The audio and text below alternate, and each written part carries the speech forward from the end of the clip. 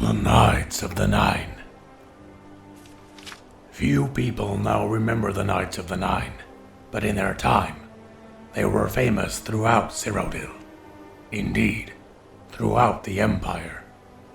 For a brief period in the early days of the Septim Empire, their adventures were the talk of the land, but their renown, as with so much else, was swallowed up by the War of the Red Diamond.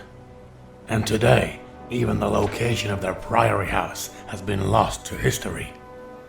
The Knights were founded by Sir Amiel Lannis in 3rd Era 111, following his heroic turn in the War of the Isle, with the high purpose of recovering the legendary Crusaders' relics, the weapons and armor of Pelinal Whitestrake, which have been lost for thousands of years.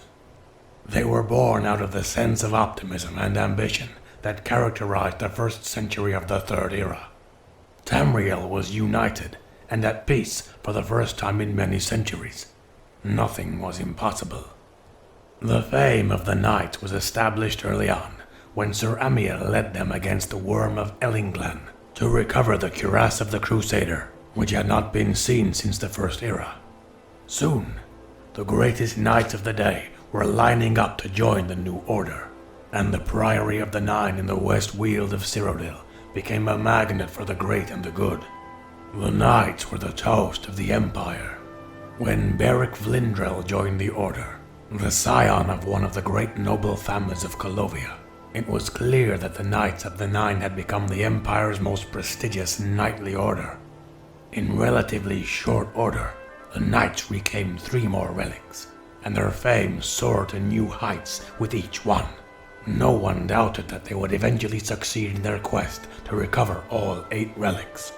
Sadly, this early promise of the Knights did not survive the ravages of the War of the Red Diamond, which tore apart the Empire beginning in 3rd Era 121.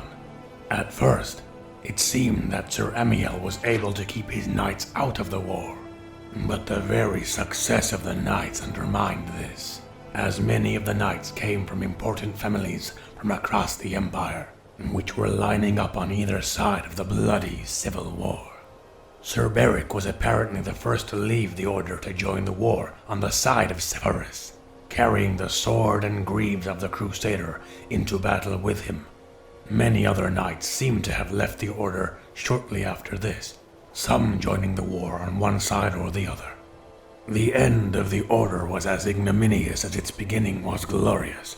Following the victory of Severus in 3rd Era 127, Beric Vlindrel became an important figure on the winning side. It seems likely that he was behind the imperial decree which officially dissolved the Knights of the Nine in 3rd Era 131, although in truth, this was little more than a formality. Despite Sir Amiel's best efforts, the Order had never recovered from the bitterness of the Civil War.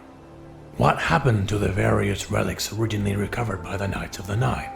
The sword and the greaves went with Sir Beric, but where he bestowed them is unknown. The gauntlets famously lie immovable on the floor of the chapel of Stendarr in Corel, where Sir Casimir left them after his disgraceful murder of a beggar in 3rd Era 139.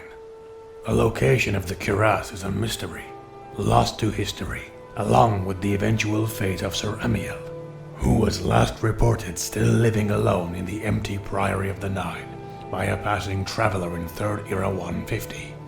And so the Knights of the Nine faded away into history.